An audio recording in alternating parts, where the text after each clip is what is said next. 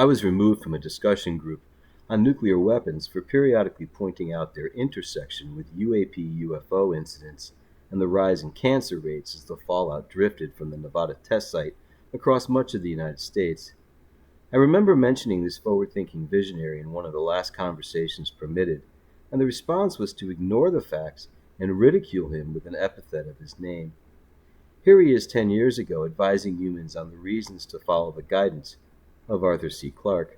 What should you do if you do meet a visitor from space?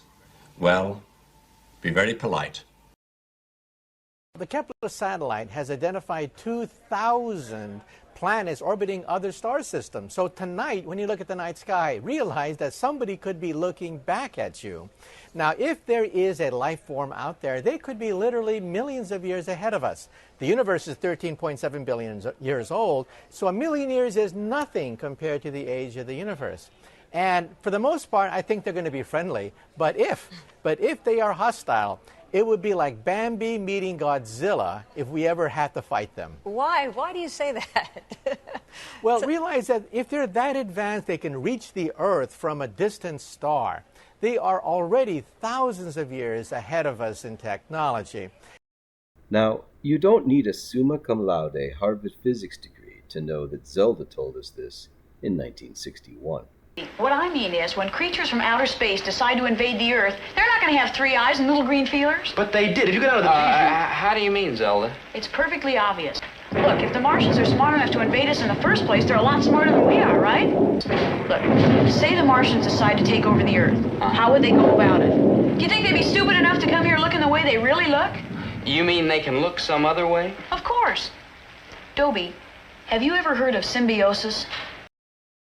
And we would present no military challenge to such an advanced civilization. Now realize, for the most part, there are lots of uninhabited planets with resources on them. So if they can reach the Earth, they can certainly reach other planets that are uninhabited. So for the most part, I think they're going to leave us alone.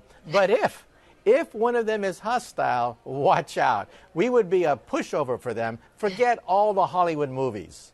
And finally, you say you think that if we ever approached by extraterrestrials, it would be likely friendly because they would already have resources somewhere else in the universe. Is it likely that we would have common similarities with any of these other beings based on your research and what you know about these other bodies? Well, for the most part, I think they would leave us alone. If you're walking down a country road and you see an anthill, do you go down to the ants and say, I bring you trinkets, I bring you beads, I give you nuclear energy, or you just leave the ants alone? So I think that if they are that advanced, they're going to be peaceful. They will have had thousands of years to work out their internal problems of racism, fundamentalism, sectarianism. So I think for the most part, they will have had thousands of years to work out their internal differences. So I think they probably will be friendly, but we have to prepare for the possibility that they aren't.